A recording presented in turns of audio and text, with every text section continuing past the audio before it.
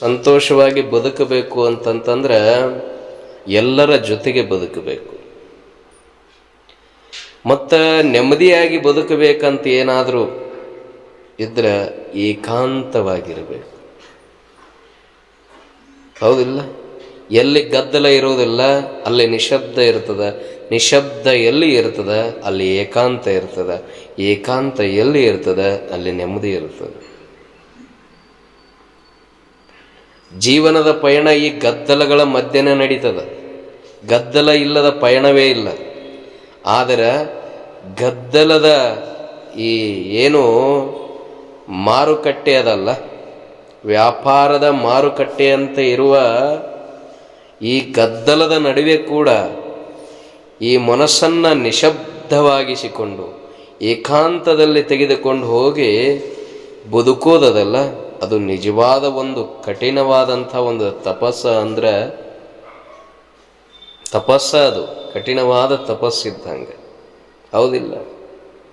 ಈ ಗದ್ದಲದ ನಡೆಯೂ ಕೂಡ ನೆಮ್ಮದಿಯಾಗಿ ಬದುಕೋದು ಅದೆಲ್ಲ ಬಹಳ ದೊಡ್ಡ ಒಂದು ಸಾಧನೆ. ಅದು ನೆಮ್ಮದಿಯಾಗಿರ್ಬೇಕು, ಮನುಷ್ಯ ಸಂತೋಷವಾಗಿರ್ಬೇಕು. ಸಂತೋಷ ಎಲ್ಲಿ ಸಿಗ್ತದ? ಎಲ್ಲೇನ ಒಂದು ಕೆಜಿಗೆ ಸಿಗ್ತದ?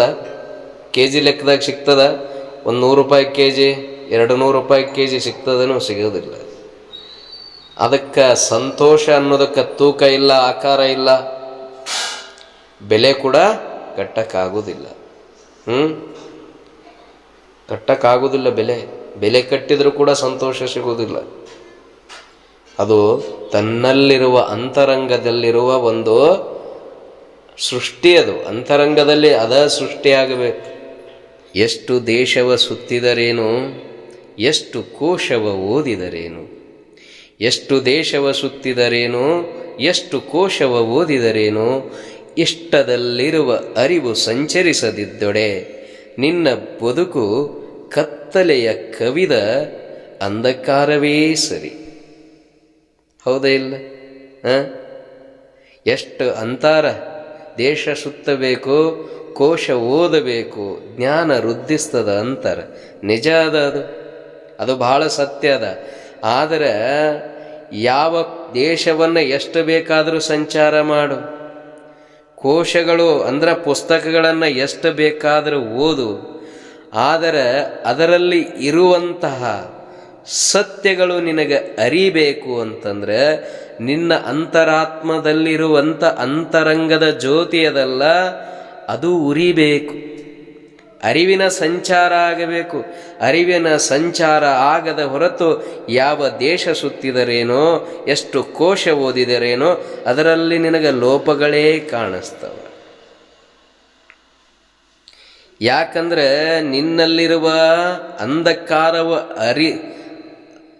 ನಾಶವಾಗಿ ಅರಿವಿನ ಜ್ಯೋತಿ ಉರಿದಾಗ ಆ ಜ್ಞಾನದ ಬೆಳಕು ಆ ವಿಚಾರದ ಮೇಲೆ, ಆ ವಿಷಯದ ಮೇಲೆ ಚೆಲ್ಲಿದಾಗ ಮಾತ್ರ ಅದರಲ್ಲಿರುವ ಸತ್ಯವನ್ನು ಅರ್ಥ ಆಗ್ತದೆ. ಲೋಪಗಳೆಲ್ಲವೂ ಲುಪ್ತ ಆಗಿ ಹೋಗ್ತವೆ. ಈ ಸಮಾಜದಲ್ಲಿ ಲೋಪಗಳು ಹುಡುಕೋದು ಬಹಳ ಸುಲಭ. ಆದರೆ ಆ ಲೋಪಗಳನ್ನು ಮರೆ ಮಾಡುವುದಲ್ಲ, ಅವುಗಳ ನಾಶ ಮಾಡುವುದಲ್ಲ, ಅವುಗಳು ಇಲ್ಲದಂಗ ಮಾಡುವುದಲ್ಲ, ಅದು ಬಹಳ ಕಷ್ಟ ಅದ. ಯಾಕಂದ್ರೆ ಪ್ರತಿಯೊಬ್ಬರು ಲೋಪದ ಏನು ಯಾವುದರಲ್ಲಿ ಲೋಪ ಇದೆ ಅದನ್ನು ಎತ್ತಿ ತೋರಿಸ್ತಾರೆ. ಆದರೆ ಅದರ ಹಿಂದೆ ಇರುವಂಥ ಸತ್ಯವನ್ನು ಅರ್ಥ ಮಾಡಿಕೊಂಡು ಲೋಪವನ್ನು ಬಿಟ್ಟು ಬಿಡ್ರಿ, ತಾನ ಹೋಗಿಬಿಡ್ತದ. ಒಳ್ಳೆಯದು ಯಾವುದದ, ಉತ್ತಮವಾಗಿದ್ದು ಯಾವುದದ ಅದನ್ನು ತಗೋಬೇಕು ಬದುಕಿಗೆ. ಅದು ಯಾರ ಅರಿವಿನ ಜ್ಞಾನದ ಬೆಳಕು ಚೆಲ್ಲಿರ್ತದಲ್ಲ, ಬದುಕು ಅನ್ನೋದು ಒಂದು ಬೆಳದಿಂಗಳ ಪಯಣ ಆಗ್ತದ. ಎಷ್ಟು ಸುಂದರ ಇರ್ತದಲ್ಲ, ಎಷ್ಟು ತಂಪ ಇರ್ತದಲ್ಲ, ಎಷ್ಟು ಚಂದ ಆಹ್ಲಾದಕರ ಇರ್ತದಲ್ಲ ಬೆಳದಿಂಗಳ ಪ್ರಯಾಣ. ಬೆಳದಿಂಗಳ ಪಯಣ ಎಷ್ಟು ಸುಂದರ ಇರ್ತದ. ಬದುಕು ಹಂಗಾಗಬೇಕು. ಇಲ್ಲಿರುವ ಲೋಪಗಳನ್ನು ಹಾಕಿಕೊಂಡು ಅದನ್ನು ಎತ್ತಿ ತೋರಿಸುವುದರಿಂದ ನೀನು ಕೂಡ ಲೋಪದಿಂದನ ಜಗತ್ತಿನಲ್ಲಿ ಗುರುತಿಸ್ಕೊಳ್ತಿ. ಹೌದಿಲ್ಲ?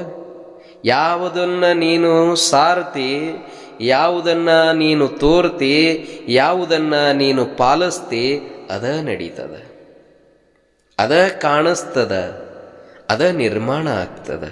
ಅದಕ್ಕೆ ಉತ್ತಮವಾದ ಮಾರ್ಗಗಳನ್ನು ಆಯ್ಕೆ ಮಾಡಿಕೊಳ್ಬೇಕು.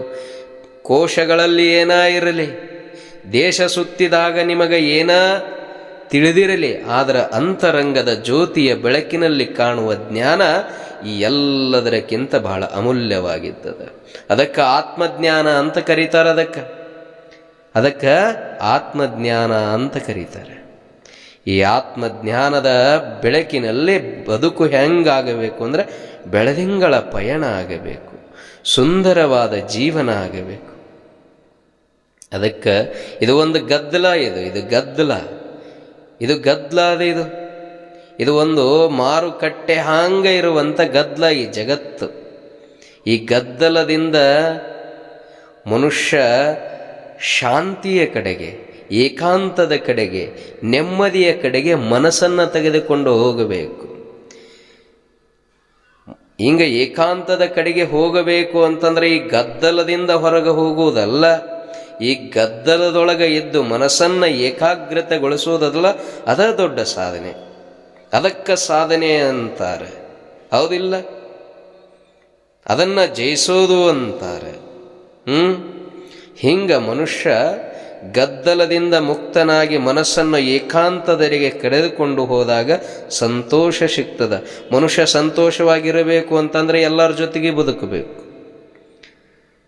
ಆದರೆ ನೆಮ್ಮದಿಯಾಗಿ ಇರಬೇಕು ಅಂದಾಗ ಮಾತ್ರ ಏಕಾಂತದಲ್ಲಿ ಬದುಕಬೇಕು. ಹಂಗ ಏಕಾಂತ ಎಲ್ಲಿ ಸಿಗ್ತದ? ನಮ್ಮ ಮನಸ್ಸನ್ನು ಪ್ರಶಾಂತಗೊಳಿಸಿದಾಗ, ನಮ್ಮ ಅಂತರಂಗದ ಜ್ಞಾನದ ಜ್ಯೋತಿ ಆ ಭಗವಂತ ನೆಲೆಸಿದಾಗ ಆವಾಗ ಮಾತ್ರ ಸಂತೋಷ ಅನ್ನೋದು ಸಿಗ್ತದ, ಬದುಕು ನೆಮ್ಮದಿಯಾಗಿರುತ್ತೆ. ಅದಕ್ಕೆ ಏನು ಮಾಡಬೇಕು? ಅದು ಹೆಂಗೆ ಸಿಗ್ತದ? ಮಾರ್ಕೆಟ್ನಾಗ ಸಿಗೋದಂತೂ ಅಲ್ಲ. ಹೆಂಗೆ ಸಿಗ್ತದ? ಆ ಭಗವಂತನಲ್ಲಿ ನಂಬಿಕೆಯನ್ನು ಇಟ್ಕೋಬೇಕು. ನಮ್ಮ ಮೇಲೆ ನಮಗೆ ನಂಬಿಕೆಯನ್ನು ಇರಬೇಕು. ಆ ಭಗವಂತನಲ್ಲಿ ಭಕ್ತಿ, ನಮ್ಮಲ್ಲಿ ಶ್ರದ್ಧೆ, ಕರ್ಮದಲ್ಲಿ ನಾವು ಮಾಡುವಂಥ ಕರ್ಮದಲ್ಲಿ ಸತ್ಯ ಇರಬೇಕು. ಆವಾಗ ಮಾತ್ರ ನೆಮ್ಮದಿ ಸಿಗ್ತದೆ.